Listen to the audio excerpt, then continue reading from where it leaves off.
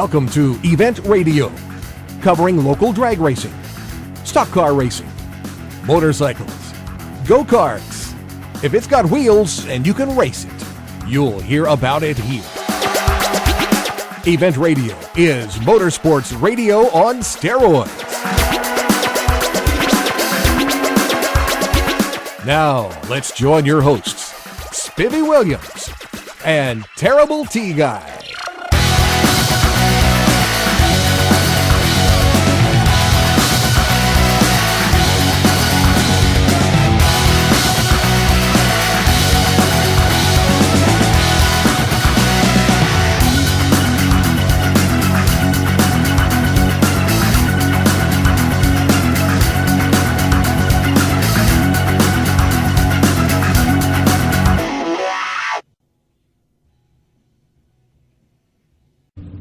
Welcome, everybody, to the 2013 edition of the Muscle Car Nationals. We're at the National Muscle Car Race at Beach Bend International Raceway.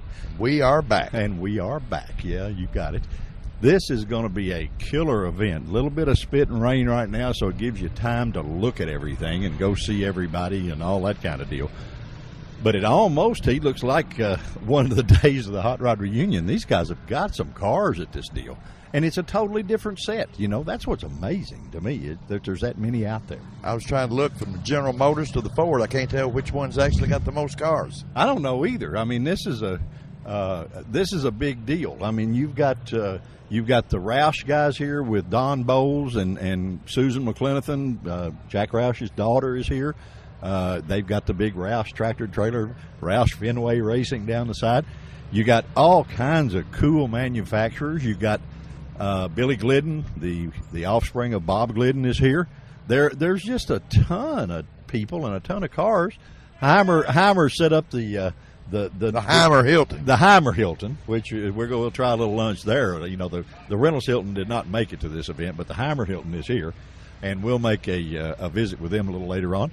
But there is a ton of good folks, a ton of manufacturers that are here. So this is grassroots racing at its best. It's in between a really big bracket race and it's in between a pro race. So you get to see a little bit of everything, and the manufacturers realize the importance of that, and they're here in full force. I mean, they want to show all the support in the world. If you want to see some wheel-standing cars with super wide rear slicks, this is where it to be. Oh boy, I'm telling you, they got them now. All of the deals. One of our buddies we're going to stop because we have not had them on the show as of yet, and they're hometown folks, and we want to give them all the promotion they deserve because they sure help us out. You know. We're gonna make a little stop at the Holly trailer, and we're going to talk to these nice folks, and we will be right back. Okay, guys, we have caught up with the main man here with the Holly Performance Display. Tell us who we got, sir. Oh, my name is Robin Lawrence. Okay, I've heard of you, bud. Well, yeah, they call me Uncle Robin, but that's from the past. You know, so we still run with that a little bit, but. Isn't that an advantage when you get a little older? I think so. Somebody told me if they give you a nickname and it's not derogatory, run with it. Okay, what do you guys call Ed Woodard? He's older than the building. Oh, sir. Okay, all right. I can dig it. I can do that.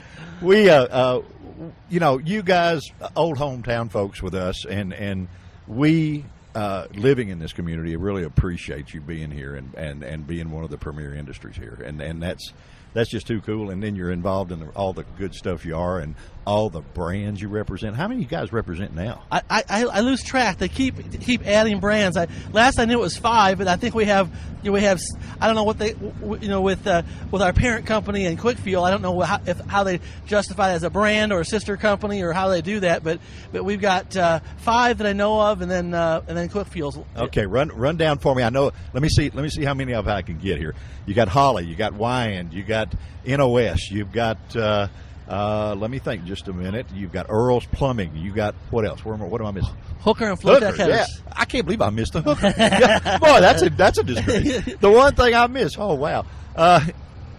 Everything going good race wise because you guys you not only talk the talk, but you walk the walk. Yeah, we got a diverse group of individuals over at Holly. We got guys, everything from guys like Trevor Wiggins who runs Super Comp to some guys that road race or autocross. We've got guys that circle track race.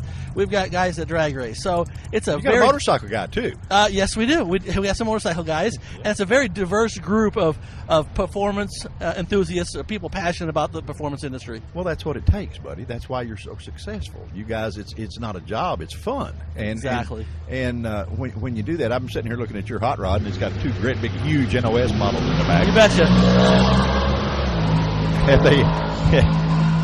Is there a little special nitrous in those, maybe? No. It's just the same as anybody else would have. It's nothing special, but we just like to show the how easy it is to run the NOS. Yeah. Everybody, that's the biggest misconception out there. They think it's going to blow up parts and all of that stuff. And really all it does is give the motor air that it can't get on its own. Bring your own atmosphere. Yeah. It just gives it what it can't draw. And where they make such a mistake is they don't put the fuel in there to go with it, Or take some timing out. Yeah. So those two things are the key. Yeah. And then it makes lots of power. You betcha. Lots of horsepower. You having fun out here this weekend? Yeah, we're working hard. I wasn't quite ready to bring it out, but my friends convinced me to come on out and be able to get some passes on it and do some more testing. And we're the beauty of it is a lot of my buddies who are expertise, sharing expertise out here can look at it and see it where they can't do that when I'm testing it. So it's a very good thing, and we're having a lot of fun seeing a lot of people. Yeah, so you come to an event like this, you got all the tech squad here with you. Boy, you can't beat that. Yeah. Yep. Well, buddy, we'll let you get back to work because we know how busy you are and we know how much fun you're having, and we don't want to keep anybody from having this much fun. Thanks for stopping by. Hey, really we appreciate it, guys. Holly Performance, if you come out to the deal, come down the Manufacturer's Row, stop and see them. And the little gal there, if you really twist her arm, she might talk to you. She wouldn't talk to us. So we got to embarrass her a little. Thanks, man. We appreciate it. Thank you. Okay, guys, we've been cruising through the car show area, and you will not believe what we have found. We have run upon a gentleman that I don't know that you'll go to a lot of car shows and get fired up about seeing a Yugo. But trust me, we are fired up about seeing this Yugo. What's your name, sir? Jerry Harris. Jerry, where are you from, my man? Bethalto, Illinois. Where in the world's that? By Alton, Illinois. It's north of St. Louis, but it's in Illinois. All right. That's cool. We get a general geographic location, I mean, we want to know if there's something in the water there to make you come up with this. In the Mississippi, it would be dirt. Yes. It would dirt. Okay, Yeah. All right. You have come up with undoubtedly the coolest car in the whole car show, and it's a Yugo. Now, guys, with this being radio, you can't tell what we're looking at, so we're going to do our best to explain live and in color for you. This is a Yugo with a blown Chrysler in the back seat. 426 Hemi, blown and injected. Blown and injected Hemi in the back seat. What in the world? Are you a mad scientist, or what in the world possessed you to do this? Well, I've been called a lot of things, yes, but I just happen to have the car and happen to have the engine, so I just kind of put the two together. Well, I mean, yeah, that. And next to it, you've got a Crosley station wagon, and you've got what kind of motor in that? It's got a Hyundai 4-cylinder fuel-injected engine in there. It's just a little cruiser. Yeah, I bet that drives the Japanese engineers crazy. Yeah, it's Korean, but yeah, that's close enough. Well, what I'm saying with a Hyundai motor in it, right. That it's cool and it's neat and it looks like a rat rod. Right. But the Yugo, will the back door even shut? I mean, will it shut? Can you close back it? hatch, yeah, it'll clear everything. That is undoubtedly the wildest thing I have ever seen in my life. Now, I've been around this stuff, guys, for a long, long time, and T and I both have seen car shows everywhere in the world, but nothing like this. Your cars actually made our whole trip worth doing. Now, I want you to know that. It's what do you do, sir? Well, I used to work as an auto technician in a Hyundai dealership. And now I just kind of stay home on the farm and take care of some cattle and some rental houses and cars. I have 51 cars right now. 51 cars. I had 58, I think, at one time. So you're into the car hobby pretty strong. Pretty much, yes, all my life. Oh, that's cool. That's good. So and now I understand the reason for the Hyundai engine and the yes. You got a lot of experience in that. I worked at the Hyundai dealership for 20 years. Yes. Yeah. Well, okay. All right. That's cool. give us a little bit of your collection. There can't be anything in the collection any wilder than this. Well, or is there? You'd be amazed. I was at the Hot Rod reunion thing down here. Uh-huh. I had a 33 Studebaker down here, and it's got 2 Hyundai V6s in it. You're kidding. 2 engines. I don't know how we missed it. We spent 3 days at Hot Rod reunion out here doing stuff. We was here. It must not look that radical from the outside, or does it? It's just pure rust. It's a Okay. rat rod. Okay. But the Hyundai, we were kidding earlier that it's a 2-door Hyundai. If it was a 4-door, it'd have to be a Wego. But, the Yugo, yeah. If it was a 4-door, it'd have to be a Wego. But there's not enough room in there to make it a Wego if it had 2 more doors. So, you actually drive this thing. Yeah. That's a blast. Oh, yeah, I can imagine. How do you keep the front end on the ground? Well, you got to keep your foot out of it. You just got to baby it along and just know when to give it the gas and when not to. Yeah, I would say that would take some education. That would, it's funny. The shirt you have on is one of the old monster airbrush designs where they've got the huge motor and the big guy holding the shifter and all that. All you need is a hole in the roof with a big shifter up there, and you could be you could be a model for one of those. There you go. See, maybe you missed her calling, you think? There you go. Well, I didn't have them when I was a kid, so I just had to build one. I couldn't buy one, so I just had to build one. And you got 50, how many cars? 51 right now, I think. 51. God, boy, I tell you what, it's when it comes tag time, I bet they love to see you coming. That's right. Do you drive them all? Not all of them, no. I've got 10 of them licensed right now, though. Do you really? Yeah. And insured, so, yeah. Boy, you must make a lot of money. I don't know how a guy keep 10 cars in gasoline with today's gas prices, especially with a blown Chrysler in the back, Well, it just had to be laying around. Now, I can tell you a story about a car I bought in 1973. Well, tell me. I want to hear it. November 17th, 1973, I called my girlfriend up. Okay. And I said, I bought something. So I drive over to her house, and she opens the front door, and she goes, "You bought a car," and slammed the door. Uh-huh. Now, she wanted a ring is what she wanted. Well, just told her it had, it was a little different. Yeah. Now, I still have the car. That's my wife. Girlfriend's gone, or No, this is my wife now. This was a girlfriend at the time. Yes. Okay, all right. I still have the car. It's a 70 Hemi Cuda. Okay, I've had it for 40 years. Okay. I still have the car. I got you. And I still got the wife, too. And I guarantee you, with the 70 Hemi Cuda, you can buy her any kind of ring she wants, for what those things are worth. Yeah. This is insane. I mean, this is just, I love weird stuff now. I mean, I don't mind telling you, of the whole event that we've been all over this place, and this is my favorite thing that I've seen in the whole place. Well, thank you very much. It really is. And if you don't care, we're going to take a picture or two of it. All right, that'd be great. But this is unbelievable. Any other wild creations that you've done that other than these, or are they pretty much just drivers? Or I what? have pictures right there. Yes, I've got some pretty wild creations. Yes. So this is fun, huh? This is what I call fun. I work on a new car every year. I bring a car in my garage, and every winter I build a different car. Well, that's great. That's great. And your wife hasn't kicked you out of the house yet. That's an amazing deal. No, but she knows where I'm at all the time. That's right. And she does. Never smoked a cigarette in my life. Never had a drink in my life. So. Well, you're all right. So. you gotta be doing. What are you growing at the farm to make you want to? Soybeans and corn. Okay, no strange things, but there has to be something. Did you fall on your head as a child, or I've what? been asked that before. Yes. You didn't. Well, right. you got to have a creative mind. Your mind, you can't let it just rest. You've always got to be creative, and you got to do a little thinking outside the bubble sometimes. Buddy. This car, you were thinking way outside the bubble. Well, that could be, yes. Yeah, but it's cool. Thank you so much for being on our little radio show. People like you that make the car hobby so much fun and so neat to get to go see, and hopefully we've told a whole lot of people about your hot rod. All right, great. And guys, we're gonna ride for a minute, and we'll be back and see what else we can get into. Hang in there with us. Okay, guys, I've run up on a gentleman that I've known for a lot of years, and he is at this event the baddest of the bad, and a true. If you look up Southern Gentleman in the encyclopedia, this guy's picture will come up. Mr. Don Bowles, sir, how in the world are you? Thank you for those comments. I don't know if I deserve them or not, but I appreciate it. Really, I'm trying to figure out how to keep you occupied while I steal your bus. That might work. Yeah, there you go. You having fun? You Yeah, always we're having. have. I always have fun. The faster you go, the more fun it is. Is that what it is? Yeah. Oh, okay. All right. How fast?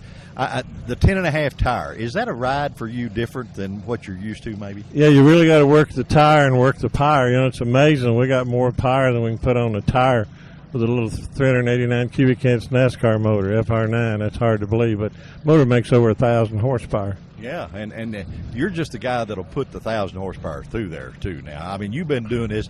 Anybody that doesn't know Don, if you have ever seen the coal digger cars that are, we won't say how old they are because then we tell people how old we are, and we don't want to do that, But awesome deal. How quick is that car, Don? Well, the quickest I've been here is 812 at 167.98. Should go faster. The last run qualifier, we blew the tires off. We anticipated a good track, and track was actually better. So we put the power to the engine, but we didn't have the chassis quite right, so just smoked the tires off the starting line. That is the problem. Joel Greathouse is a good friend of mine, and then Joel that used to do the small tire deal. And that's what he always told me. He said, boy, if I could put some tires on this thing, it'd be a bad mammer jammer, Well, and consistent, although yesterday, we had our consistency worked out, but then we tried to step up to get quicker. The number one car now is 807 on that last qualifier. We was hoping to go in the 80s also, but we didn't. We didn't even get close. But well, it's early. You still got time, Guys, if he's got a pretty good buddy in the Ford business you guys been friends for a long time, a fellow by the name of Jack Roush. Yeah, we've been knowing each other and we're good friends since 1972. 72. You guys go way back. I bet you can tell some stories we won't have. Probably none that we can have on the radio. Well, no, Jack says every time he's rode with me before at like the national events, and they said, "Why'd you go so fast with Jack?" I said, "You ought to ride with him. I've rode with him." Yeah, there you go. You think I'm driving fast? You ought to be in there with him. Well, I remember one time that I had my old funny car at Indianapolis, and it rained, and you had your helicopter there. And you sort of dual purposed and became the track dryer. You remember that? Yeah, we sure did. We would drive. It would push the water off, and we wound up. Several people wanted to ride, so we let Bob and Eddie Glidden rode. Ms. Winston rode all she wanted to. Yeah, I figured you'd let her in. You had her a permanent seat, right? Yeah, I figured as much. But anyway, we'd push it off, and the thrust dryer, the jet dryer, then we could push the water off, and we'd just raise up and let them go under us. And we dried it several times. But Columbus, 80 and 81 both, we dried. It was 2 weeks to get that race in at Columbus, and we dried the track. I don't know how many times. We'd burn a whole load of fuel, go to the airport. And a whole lot of aviation fuel right then, right? Yeah, the go race car refuel. didn't use much, No, it didn't go down too much. Yeah, there you go. Anyway, I had luck there. I won the modified eliminator both years, 80 and 81 both. Well, let me ask you something on the helicopter. A buddy of mine used to be a pilot in the military, and he said these things do not even fly, so they beat the wind into submission. Is that a fair Well, thing? no, really, you got a wind cushion, a rotor wing. They call it a rotor wing. You're on hover, when you're still, but according to where the wind and the density and the load, but around 28 knots to 25 or 30, it starts flying from hover. Yeah, You feel a little thrust when it goes into hover, but what we were doing strictly hovering. To get all that thrust and all the heat out of the jet engine going down to the track, too. Helps drive the track. Well, the wind, a lot of wind. A wind would blow a lot of it off. Yeah, and the more load you got, the more pitch in the rotor blades, so the more wind. More drive. Yeah. So you just took people riding. Of course, Miss Winston had her own seat. Yeah, she had her choice. Yeah, there you go. She got to direct where she was going to go. Several people rode, and had fun riding, and Bob and Ed both rode, We were good friends. Billy, when he was just a youngster, him and his brother both. You had them both. Worked like men. Ed worked like a man too. Oh yeah, I remember that. She worked harder than those guys did. Well, they all worked hard. Yeah. Well, they're innovators, and I guess does Bob still hold the record of NHRA Wallies or national? Probably does. He won a lot of them, and I think he did for a while. I think he did. Yeah, he went to that Plymouth after they put so much weight on the Fords, and won every race for about 6 months. So they were factoring the man, not the brand. There you go. Primarily. Well, we had one of the Ford guys on this show back at Hot Rod Reunion, a guy named Mr. Hubert Platt, and I know you know him. Yeah, I know Hubert. Yeah. Oh, he was ready. He kept trying to give us some Southern shine, I guess you'd say. He carries that with him everywhere he goes. Yeah, he used to. I don't know about today. But he still had it. Trust me, he's 80. 83 or 4 or something like that. He said he was the second oldest guy in drag racing. The Carabasinis was the oldest, but he was number 2. So, and I asked him, I said, well, what did that? He said, it's just good, clean living, I do. I said, yeah, boy, I tell you what, nobody knows you it that way. It's like that old saying, "There's more old drunks than old doctors." I guess. Yes, there you go, more old drunks than old doctors. Buddy, I tell you what, it's awesome rig, beautiful motorhome. I love the bus. I thought I was coming over here and going to see Eric Clapton or somebody in here, you know. And I said, "Oh, that's my buddy Don." I said, "I'll stop and see him." Yeah, we're just plain old people. Yeah, I know. Aren't you in that ethanol or E85 deal? Yeah, you and I ran in the 06 Mustang with the experimental engine. We ran the E85. That's all we ran in the car. And that engine's in the truck at 6.2. Ford hadn't brought it out. The 7-liter hadn't come out yet. Yeah, and you got our buddy Oakley here on the computer. Now, what's he doing? Is he? Well, we're programming. We're changing the timing. You pull timing out of these motors so it'll leave without spinning the wheels, and you bring it back in gradual. We're changing their shift points where you shift at. Did you ever think it'd be like that back in the 70s or when you were know, doing if it had this in to the take, Mustang? Did you ever think that this would go this far? Well, we had the technology and the knowledge we got today. Of course, we've been a lot faster then. Although Jack Rouse myself, you remember, had that 71 Mustang running a full second under the record. Oh, yeah. I was so proud of it, I had to show it. And boy, they fixed me. Well, see, now you don't tell your secrets. You just hang on to them. Right. They're going to catch you soon enough, you know. We wasn't cheating. We just, the technology You were we that far developed. ahead. Yeah. Oh, yeah. You were that far ahead on what you were doing. There's Yeah. no question.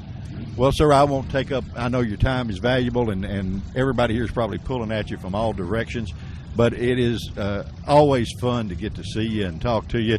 Known each other a long, long time from back in the old school days, and you're just looking great and going faster than ever, and that's all that's important, man. That's what. Well, thank you a bunch. Good talking to you. Good to talk to you. Thank you, sir.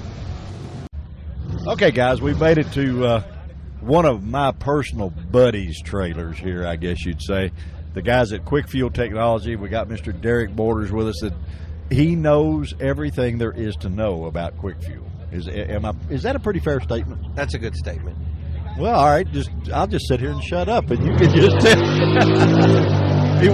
we just left Don Bowles, and you had the guys over there tuning the car with a laptop. How much more of a challenge is that, since they're done that way, to you guys to build the fuel systems the way you do? Is there more to it now? Or? Well, the laptop and the data that you can get and gain from going down the racetrack, it simplifies and helps I guess you'd say, the fine tuning of the carburetor. So you get the air fuel from the starting line to the finish line, and basically 90% of these cars are trans brake cars, so they leave it wide open on the starting line. So going up on the trans brake, and then as soon as the button's released from that point on, they're basically trying to tune their fuel curve from the starting line to the finish line. So that data, at that same instance, the data from the complete run, it enables you to tune on the fuel curve of the entire carburetor from down low to up top. In the racing industry, that's what they call it. Well, and it works. Plus, the neat thing about it, using your guys' stuff, you don't see them frying them with the nitrous bottles like they used to years ago, because you guys know how to compensate for all that stuff. Exactly. You know, one thing, and I tell everybody when we talk about Quick Fuel, because when I got the pleasure of coming out and going through the plant, you guys actually bolt every carburetor on a motor and run it. That's correct. From the street carburetor all the way up to the full-blown race application. And that's not done anywhere in the industry but you guys. Exactly. And you know, I mean, if that isn't taking care of your customer, boys, what is? You know, the way I see it. And I've seen so many other things that you guys taking your own race car apart to give them the carburetor off of your car to run. I mean, exactly. Give me a break. You know, you won't see that happening anywhere either. Yeah, when we do that, basically we let them know there's no, I guess you say, what we use versus what the end customer uses. There's no different in the product. Everything that we build. On Marvin's car, the head, the grand poobah, I guess you would say, of the company, Mr. Marvin Benoit. He has a street roadster. Right. And I've seen the carburetor come off that thing several times and him just hand it to a guy, you know. Yeah. And it makes a lot of difference when you guys are out doing this. you know, versus a lot of the manufacturers that you're sitting there reading about them in a book. You guys are actually walking the walk. You're getting your hands dirty. You're at the track with the racers. That's one thing that we brag about, especially a lot of our customers. You know, we don't always necessarily see them at the track because we sell stuff Everywhere. all the states, out of the country, Australia, New Zealand, and one thing for sure that's helpful to the end user or the customer that uses our product is, if they have a question, they can call in and talk to someone. That what I brag about is we're all gearheads. We all racers. use it. We're not phone operators. You know, everybody we use the product. Well, it's like Terry and I. We're not radio people. We're old race car guys. Exactly. You know, and partially that's the reason this thing has been good to us. I mean, the people Exactly. get to hear it a little bit different than what Yeah. they normally hear. How about our buddy Tony there? Are you keeping him straight? Trying Mr. to. La Puma, you know, he is a fixture with Quick Fuel. Yeah, I mean, I call him the racetrack mafia. the racetrack mafia. Yeah, guys, if you have not gone to an event and stopped by the Quick Fuel trailer and met the racetrack mafia man, Mr. Tony, what a cool guy. He's so much fun. You know, new stuff that you got going, and I think it's really, really cool, is the young lady's dragster. Yeah, Angela, Marvin's daughter, actually. Yeah.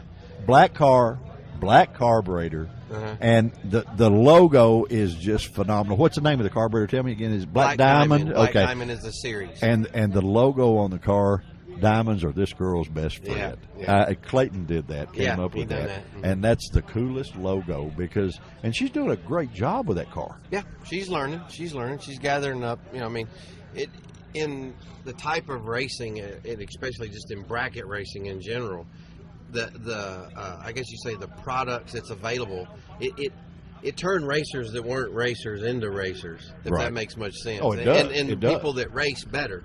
But at the same time, she got a brand new American car, which is good because basically at that time it was built for her, where she's comfortable as far as seat position, steering wheel position. So that took the uncomfortable out of learning how to drive the car. So it made that a whole lot easier for her in the learning process to be comfortable in learning how to drive. Yeah, well, she's doing really good with it. Yeah. I mean, she's stepping in there like she's a seasoned veteran. She ran She's what? getting there. What'd she run with it over the weekend? It was pretty quick. She went 890 at 171. Well, she runs it in Super Comp. She's been 778, I believe, wide open. Yeah. But the index class in Super Comp, which is the 890 index, she went to, I think it was 2 weeks ago. Well, what's really cool, and guys, the thing that you may be missing here on a company that you deal with like Quick Fuel, bracket racing right now is I guess you would say, the backbone of drag racing. It is. Because it's done everywhere in the world. There's not that many national events, and there's not that many racer TV stars, as I call them. Exactly. And this stuff has to be on its game because bracket racing is so technical, so there's no room for error anywhere. Not anymore. Not know. anymore. It's crazy. We was talking about that. Is years ago when I first got into, per se, bracket racing, back in the mid to late 80s. I mean, what I call the package that you put on the table from the starting line to the finish line, you couldn't even start to bring that type of program to the racetrack now, because now it's thousandths of a second that gets you beat. Oh, anything. Tenth of a second doesn't exist anymore. That's commonplace, right? Yep, exactly. Do you miss doing it? Because you did it a long time. Well, actually, I got a new car right now. Oh, that do I just you? started. Okay, Yeah, I've been cool. testing it. I got a 94 Lumina that I'm going to debut and run in super gas right in bracket race. It's got a 436-inch SB2 motor in it. Still getting the bugs worked out of it. Actually, it surprised me. I went a 525 at 132 in the 8th mile in a door car. That'll work. Yeah, that's hot. I remember the first bracket dragster I ever bought. It ran 536 or 7 with a big block Chevy. And, I Right. thought that was fairly quick for a carbureted car. Oh yeah. Hey, I'm telling you what, you guys are on the game now. I noticed the E85 carburetor. Yep. As far as one of the alternative fuels. Because we just talked to Don Bowles, and he was big into that. Yeah. Yeah. Making that work with Roush and all those guys. Exactly. And they're making it work with your stuff, by the way. Yeah. So it's an affordable fuel. It runs considerably cooler than standard race gas. and plus it's more affordable. We kind of, when we first come out with doing the modification to a carburetor for E85, we started out with a smaller carburetor, actually a 750, and that's been almost 5 years ago when we first done that. And now we do everywhere from a 2-barrel 500 CFM E85 all the way up to a 1250 CFM race carburetor on ethanol. And you boys are bad on the methanol carburetor too, right? Yeah. That's something else we introduced late last year. We started going with the bigger CFM. We're doing a 1250 alcohol now to support in the neighborhood of right at 1,000 horsepower. Well, that's what Bowles has on his deal right now. They actually have one of the carburetors off of what's the Philip Oakley's dragster, right? There. And he told him he wasn't getting it back. He said he's keeping it. Actually, right? that spec of or series of a carburetor is what we went to the carb shootout earlier or late last year, done real well. But some in the industry they have each year before the week before PRI in Florida, they have a class where they basically take all the modifiers and other carburetor companies, and we went up there or down there actually, and got into what they call the carb shootout. And the carburetor that he has on that car is basically the spec of what we won out of the box. Which they had different categories. You had out of the box, and then you had the custom tune version.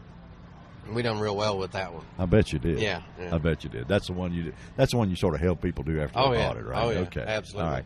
Well, listen, buddy. We'll have 1 million people over here wanting you. I see a line drawing up here that you guys work every event.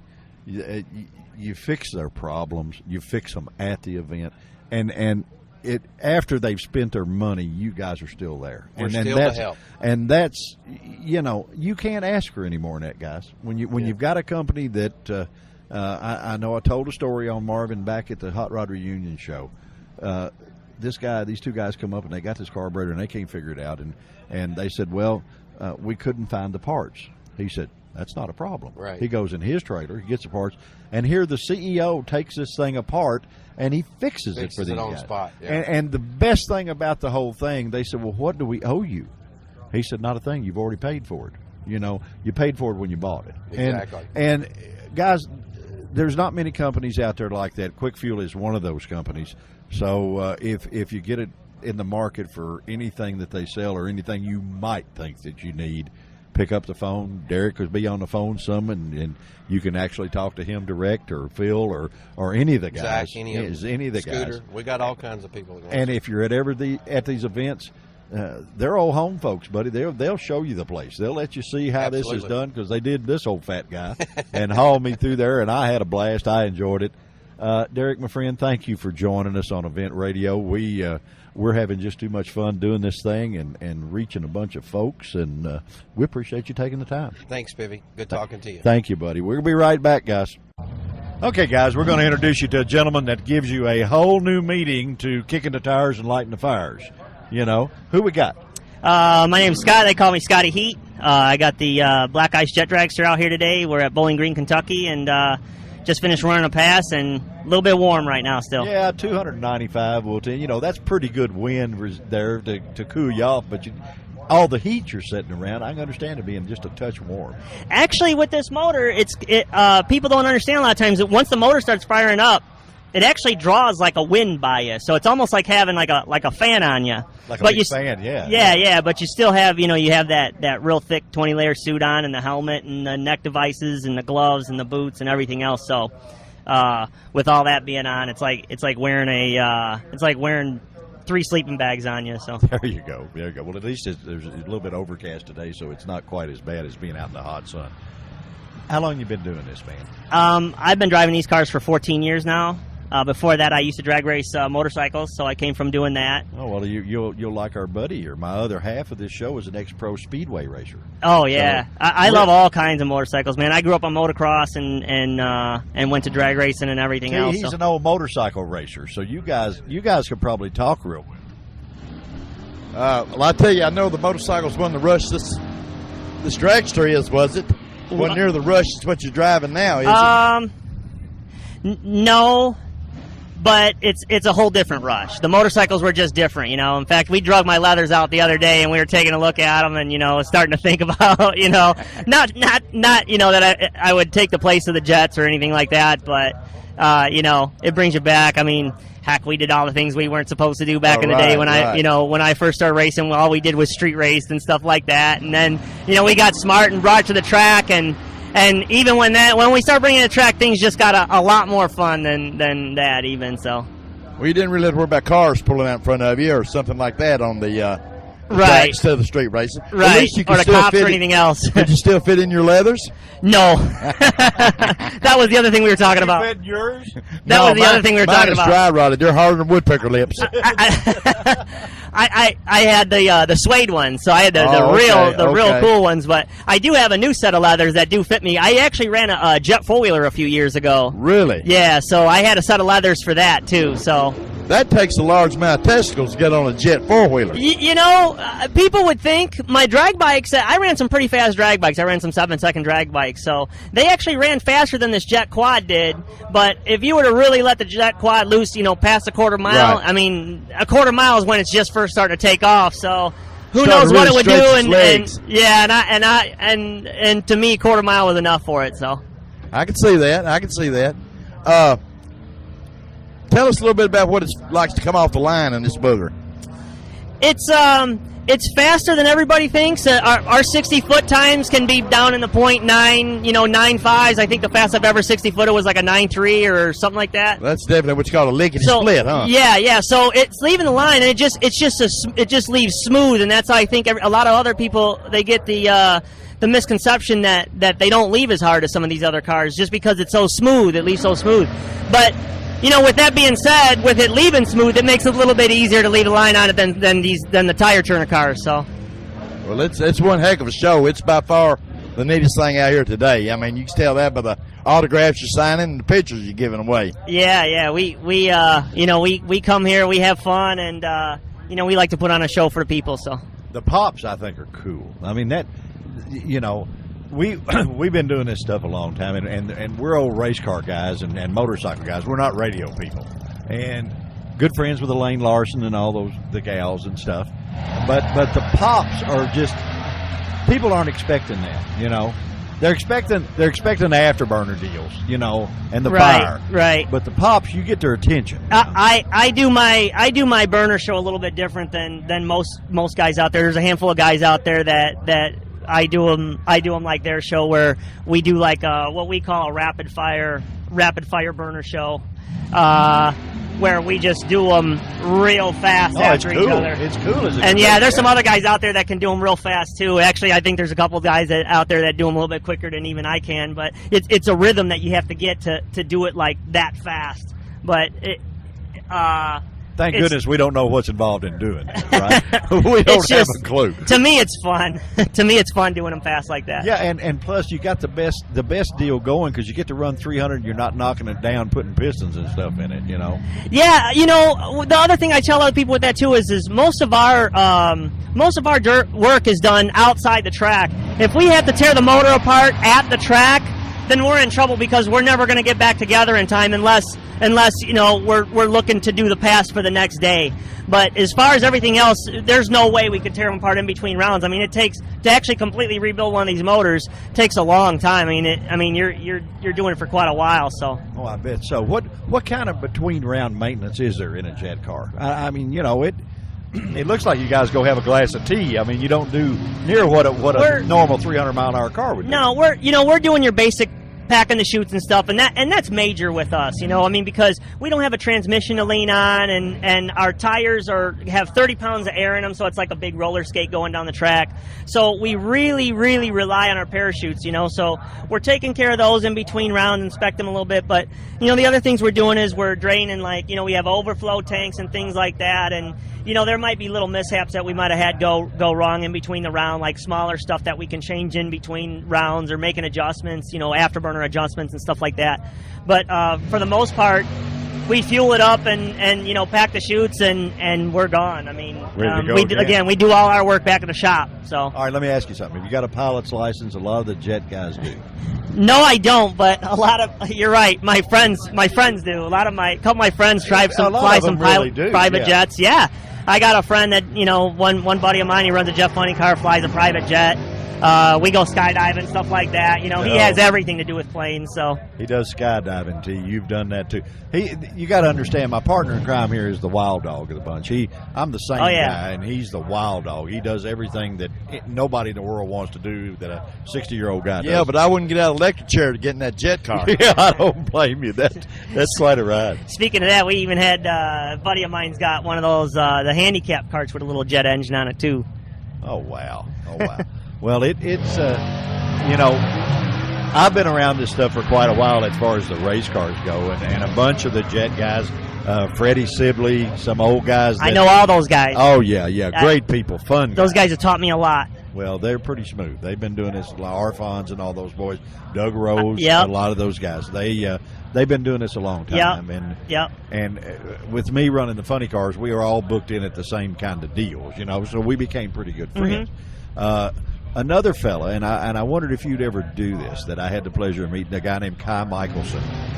He runs the rocket cars. I've heard. I never met him personally, but I've heard a lot of guys talk about him. Pretty neat show that they did. One of the cars they ran back then was a car called the Conklin Comet.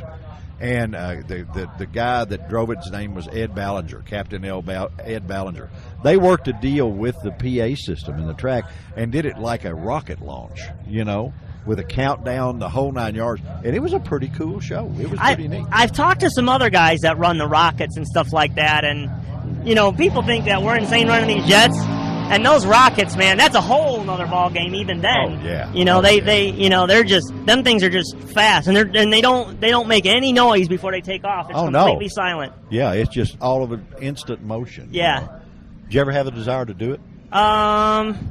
Well, we can't do it here because they're not allowed, for NHRA or IHRA sanctioned tracks. Oh, they've just about stopped, I'm sure. Yeah. But I mean, you personally, if it came to it, I'd do it. you'd try it? Yeah, I'd try it. I think all you guys are a little bit loose up here anyway. No, I'm just playing. You put on a great show for the people, and that's cool. That's neat, and especially these young guys when they come and see you, and boy, they want your autograph and stuff. You're on your game when you do that. Oh yeah. And a lot of these people don't understand until they see one in person. They just don't understand until they see it, and then their jaws drop. And, Yeah, they're and in to awe. us, They're in awe. that makes it worthwhile. I mean, it just makes it really cool because a lot of people that we know that haven't seen them, we tell them, you got to see these things in real life.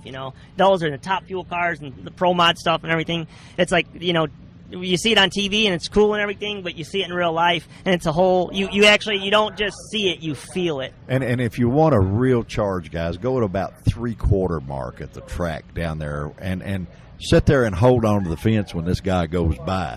And I tell that's a everybody rush. that. That's I tell a rush. everybody that. I do this stuff, and when I'm down at the other end watching another one of these guys come through, another jet or whatever, and they come flying by, I'm like, man, I'm doing that. Yeah, Was that really me in that Yeah. car? Right?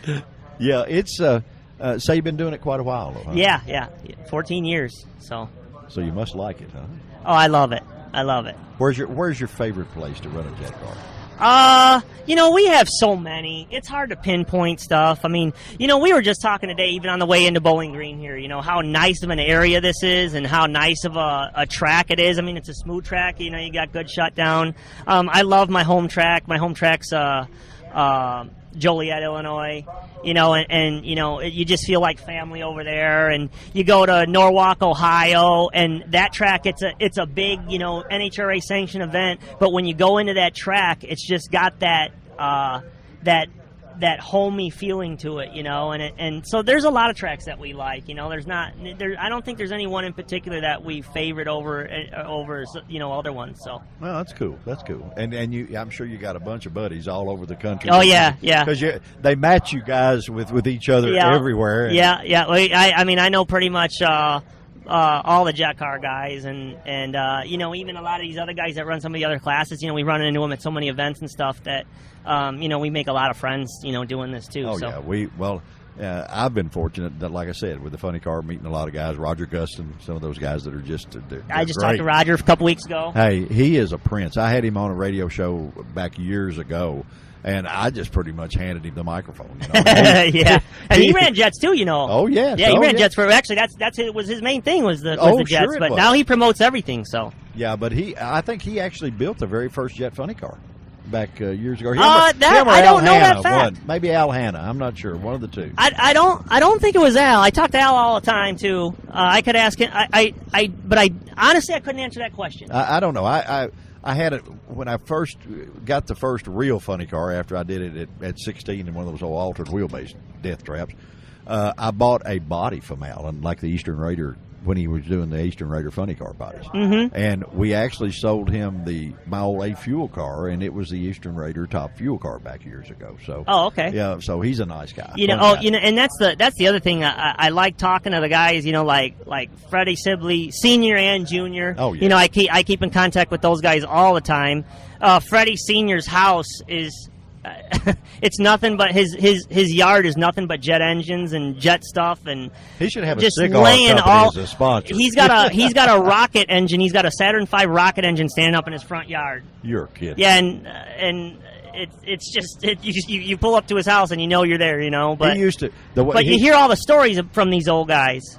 These guys have been doing it forever, and to me, that's why I love talking to them, because they always got something to say or some story that you haven't heard yet or something. And to me, I love it because I like history and all that. Oh yeah. Well, I think Freddie probably gave him the idea for the track dryer, because when these smaller tracks, he told me one time that he had a deal getting booked into them because he had made a turn down for the back of the car, and he said, we can take that dude and we can drive that track for him if it were to rain. He said, yep. I said, well, you came here to race. He said, yeah, but let me tell you something. If it rains, I don't get my money. And he said, this way, right. I get my money, no matter what, which was really cool. They do a hot box, too. They got a design for a hot box. They call it for up north for melting snow and stuff. If you're in the inner city, yeah. And instead of hauling the snow out, they have a jet engine. It heats the box all up, and you just put it in there, and then it melts all the snow and runs it right down the drain. Cool. So I wouldn't doubt if he was the one that came out with the jet dryer. Well, did you ever see? There's an old picture of him too. He's always got that cigar hanging out. Oh of his mouth. yeah. There's an old picture of him in the. I think he's shutting down. And he's got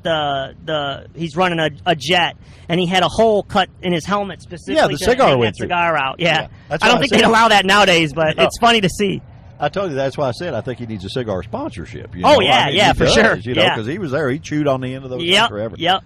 Well, listen, buddy, there's a lot of people probably wanting to talk to you and autographs and all that kind of stuff, and we appreciate you taking the time to be on Event Radio. We got to introduce you hopefully to a bunch of friends that you'll have from now on, and it looks like your crew guy is expecting you to do a little work. He's carrying the fuel. We're gonna get ready to run another run here, so hopefully weather stays good and we can make another lap down the track today. Well, thank you so much for being on Event Radio, guys. If you're ever at a track and you happen to see the Black Ice car, come up and talk to these guys. They're good people and always hang around for their runs, because they're going to put on a great show for you. Thank you very much. Thank you. We appreciate it. Guys, we will be back in a flash from the Muscle Car Race. See ya.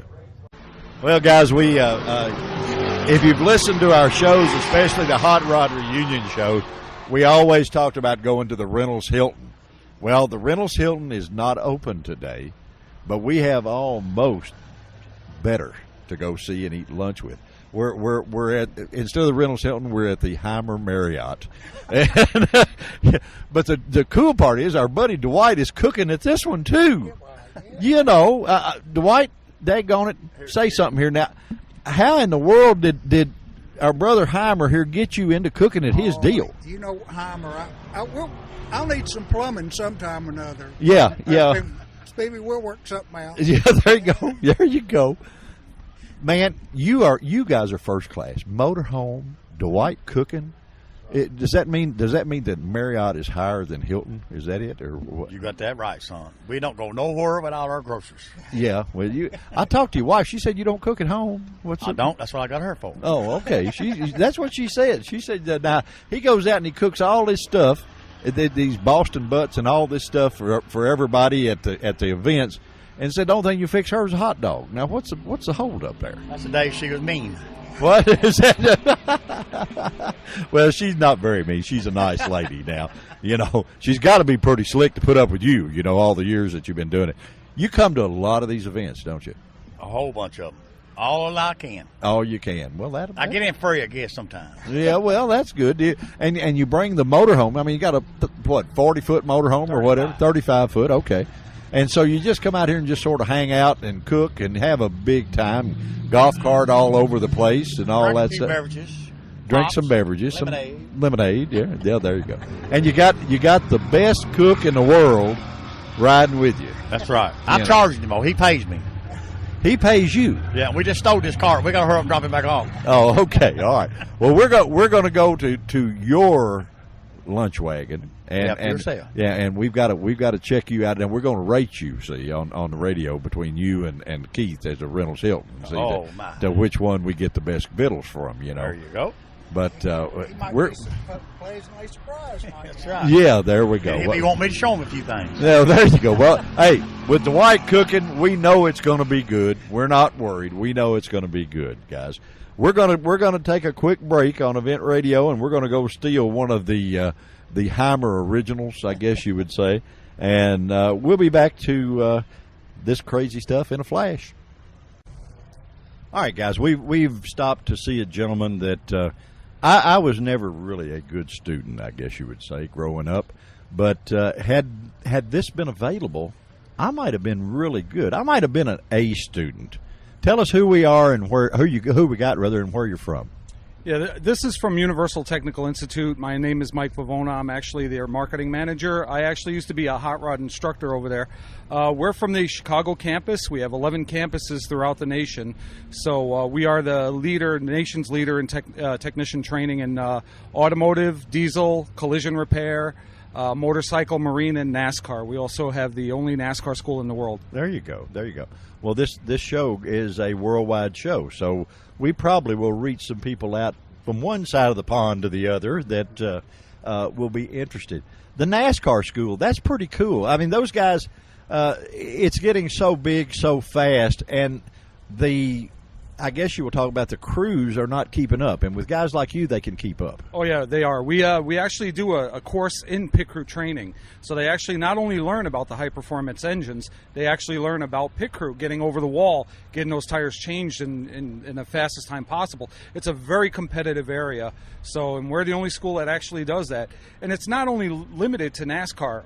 Our graduates actually train for other areas like all the other divisions. We have one of the guys that pit crews for actually the crew chief for Dennis Anderson in the Gravedigger. He came from NTI. Okay, cool. And you do it with motorcycles, Motorcycle Mechanics Institute. Yes, we do. Is that not in Daytona? Is that?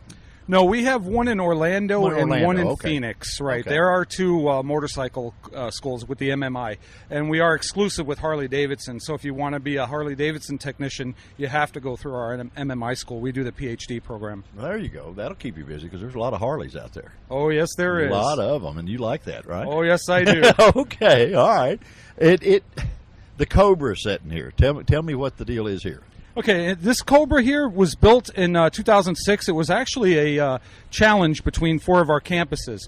Factory 5 got together with Quaker State Motor Oil, Comp Cams, House of Color, Summit Racing, and they actually challenged 4 of our campuses to a build-off. Factory 5 gave them the body and a chassis. Gave them the kit, okay. We had to provide a donor Mustang car. Okay. We were limited to 5 liters or 302 cubic inches. We had 6 months to do the build, and 90% of the build had to be done by students. That's cool. Well, it's a gorgeous car, and I mean, guys, we realize this is radio and not TV, and you can't see it, but this little car lacks nothing. I mean, it's just cool as it can be. Yeah, it actually emulates a 67 Cobra with the flared fenders and everything, and it's a phenomenal build. I mean, they did a really good job. Right now, the way it's set up, it's got a centrifugal supercharger on there. It's been stroked to 347, so it's making about 580 horsepower to the wheels. So you guys did motor and all, right? I mean, yeah. You did everything. Yeah, we did. Isn't that cool? That's neat. They might even teach you. this fella is an ex-pro speedway motorcycle racer, so he believes that the jockey don't walk the horse, you know. So he never did any of the work. He had people that did that, but he actually did the ride. But now, see, we might send you to this school, and you could learn how to fix some of this stuff. It sure be worth the try because I've heard about these people. They're good. Yeah, yeah. I tell you a quick story how much we know. We both ran the soapbox derby as kids. Well, back then, my buddy here is as good a motorcycle rider as you will ever meet in your life, and not much of a mechanic. One of the hot licks back then was to take your wheels off the soapbox derby car and put them on the front of your bicycle. Oh, yeah. So my bud here did that, and I did that. Mine stayed on. He did a wheelie going across the street. The wheel kept going. And I think he pedaled it as far as he could, and then finally let her down, and the forks dug into the pavement, and it was sort of elbows and knees and stuff from then on. Unfortunately, I think we've all done that in one point. So you could teach him how to put that on there and make it stay. Yeah, no problem. Boy, that's so cool. That's so cool. And give us a rundown again of where all the schools are that people. Okay, we do have 11 campuses throughout the United States. We have 2 in California, 1 in Sacramento, 1 in Rancho Cucamonga. We have 2. How'd you say that? Yeah, I know. That's a mouthful. Yeah, it is. That's a mouthful. Okay, we have 2 in Arizona, 1 in Avondale, Arizona, and 1 in Phoenix. That's where our MMI school is, the motorcycle. We have 2 in Texas, 1 in Houston, 1 in Dallas. That's our brand new campus. That's our newest campus. We have 1 in Orlando, Florida, who does our marine training, so we also do boats. We then do. We have 1 in Exton, Pennsylvania, 1 in Massachusetts, Norwood, Massachusetts. We have the 1 in Glendale Heights, Illinois. So we have 11 campuses altogether. Buddy, you got to be good at your job to remember them all. Oh yeah, You got to do that. Are you having a pretty good crowd at the muscle car show? We always get a good crowd. We just like to get our name out there and just bring a little bit of the campus to the crowd, because not a lot of people get a chance to come to our campus and actually see what we do. And we actually show them why we're the nation's leader for technician training. Cool, that is neat. And so you got all kinds of stuff sitting here. You got heads and plugs and plug wrenches and letting them change all that kind of deal.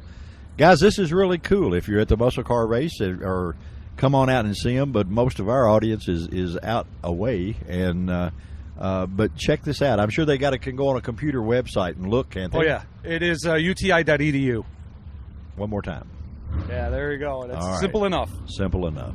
Guys, we appreciate you being with us, and check us out, the Universal Technical Institute. We're going to get grounded out by drag race car or two. Pretty quick drag race car, it looks like. A 606 out of a bodied car is not too shabby.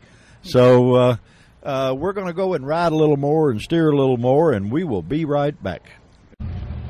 Well, T, we're just about to run out of time. We got a couple of minutes to sort of figure things out here, going back to our Griswold wagon. Going back to the home base. Yeah, look at all the cars parked up. This event, guys, turned out to draw a bunch of people. Bunch of spectators. Yeah, we didn't get a chance to talk to near as many of the cars as we wanted to, because they've been rolling them really quick because everybody's afraid that it's going to rain. And it is misting rain just a little bit, but we just had a car run a 606. Bodied car, a door car.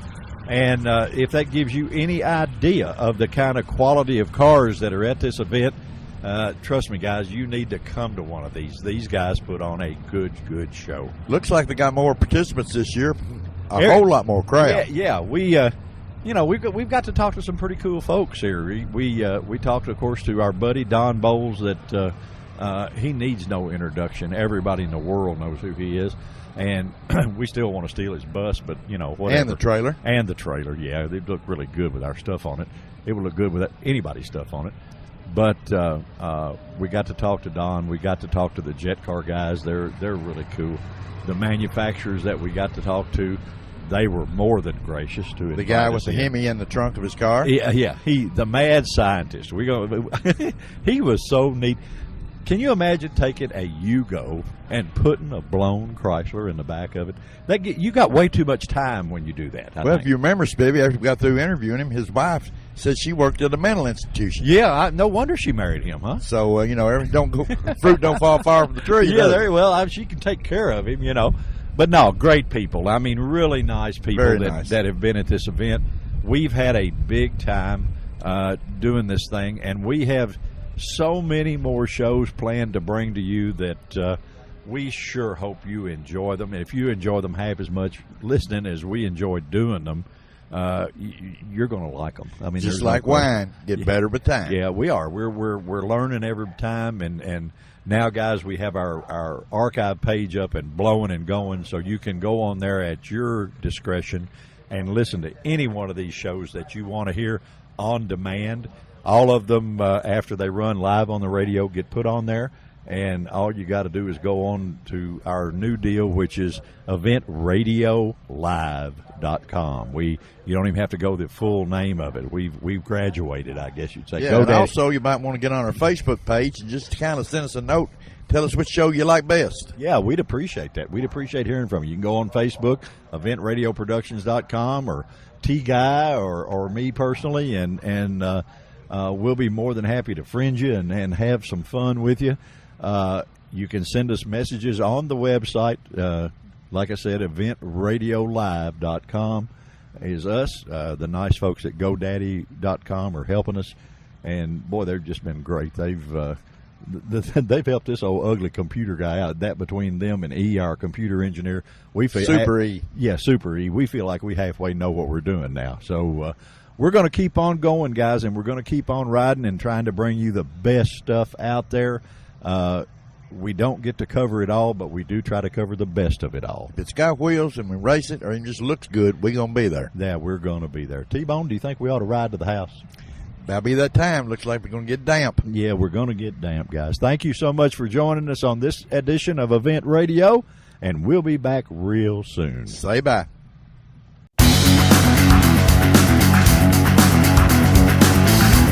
You've been listening to Event Radio, covering local drag racing, stock car racing, motorcycles, go-karts.